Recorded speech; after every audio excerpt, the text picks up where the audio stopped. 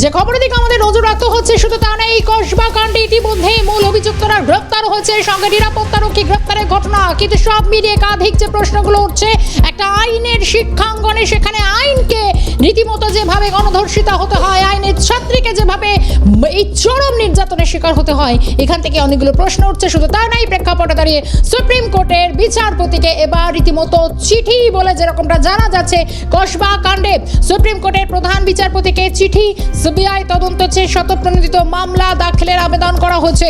আবেদন জানিয়েছেন আইনজীবী সত্যম সিং রাজপুত। মদন মিত্র এবং কল্যাণ বন্দ্যোপাধ্যায়ের বিরুদ্ধে, অর্থাৎ তাদের করা যে বিতর্কিত মন্তব্য, তার বিরুদ্ধে অভিযোগ আনা হয়েছে। অবাধ এবং নিরপেক্ষ তদন্তের স্বার্থে সিবিআই তদন্তের আহ্বান। মামলাকারীর আইনজীবী অত্যন্ত গুরুত্বপূর্ণ এই প্রেক্ষাপটে দাঁড়িয়ে, কারণ ইতিমধ্যে সিবিআই তদন্ত চেয়ে শতপ্রণোদিত একটি মামলা দাখিলের আবেদনের কথা বলা হচ্ছে। সুপ্রিম কোর্টের প্রধান বিচারপতিকে চিঠি। গোটা বিষয় নিয়ে আরেকটু ডিটেলস জানবো। সঙ্গে রয়েছেন ইন্দ্রাণী দাশগুপ্ত। ইন্দ্রাণী, দেখো, সুপ্রিম কোর্টে এই মর্মে একটি চিঠি দিয়েছেন আইনজীবী সত্যম সিং রাজপুত, এবং তিনি যেটা বলেছেন যে সুপ্রিম কোর্ট শতপ্রণোদিতভাবে এই মামলা গ্রহণ করুক এবং এই মামলা দাখিল করার তিনি আবেদনও চেয়েছেন। তিনি বলেছেন যে সিবিআইকে এই মামলা তদন্তভার দেওয়া হোক।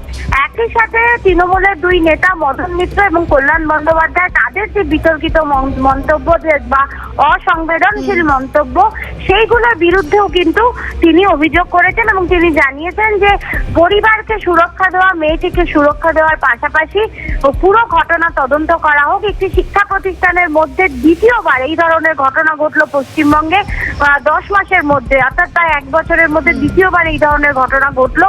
সেক্ষেত্রে এই ঘটনা কেন বারবার ঘটছে সেটা খতিয়ে দেখুক দেশের শীর্ষ আদালত এবং সিবিআই তদন্তের নির্দেশ দিক এবং এই পুরো ঘটনার তদন্ত করা হোক।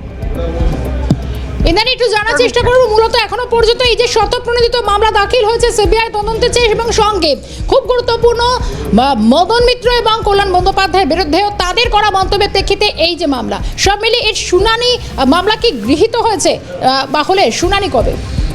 দেখো, শতপ্রণোদিত মামলা এখনো শুরু হয়নি। শতপ্রণোদিত মামলা যাতে সুপ্রিম কোর্ট করেন তার জন্যই আবেদন করেছেন এই আইনজীবী, এবং তার এই আবেদন গৃহীত হয় কিনা, যদি তার আবেদন গৃহীত হয় তাহলে কবে এই মামলার ডেট পড়ে বা কবে শুনানি তারিখ পড়ে সেটা আমরা হয়তো আজ বিকালে বা কালকে জানতে পারবো।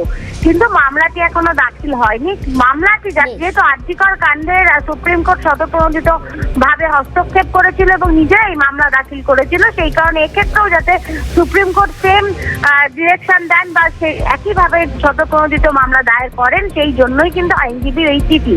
এবং এই মামলায় মদন মিত্র এবং কল্যাণ বন্দ্যোপাধ্যায়ের বিরুদ্ধে অভিযোগ করা আছে যে নির্যাতিতা, তার বিরুদ্ধে যে অসংবেদনশীল মন্তব্য তারা করেছেন সেটা আইনজীবী তুলে ধরেছেন তার চিঠিতে, এবং সেটা যে ভারতীয় আইন সংহিতার বিরুদ্ধে সেই সম্বন্ধেও পরিষ্কারভাবে লেখা আছে।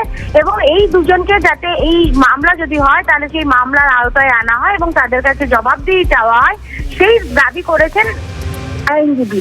একই সাথে মামলার কবে লিস্টেড হচ্ছে বা মামলাটি গৃহীত হচ্ছে কিনা, কবে লিস্টেড হচ্ছে, আদৌ সুপ্রিম কোর্ট এই মামলা নিজেরা শতপ্রণোদিতভাবে হস্তক্ষেপ করবেন নাকি আইনজীবী চিঠির ভিত্তিতে মামলা শুরু করার নির্দেশ দেবেন, এই সমস্ত বিষয়টা কিন্তু এখনো আন্ডার প্রসেসিং। সুতরাং এখন এই বিষয়ে পরিষ্কারভাবে কিছু জানতে না পারলেও আগামীকালের মধ্যেই বিষয়টি পরিষ্কার হয়ে যাবে বলে সেদিকেও আমাদের নজর থাকবে। ধন্যবাদ ইন্দ্রাণী।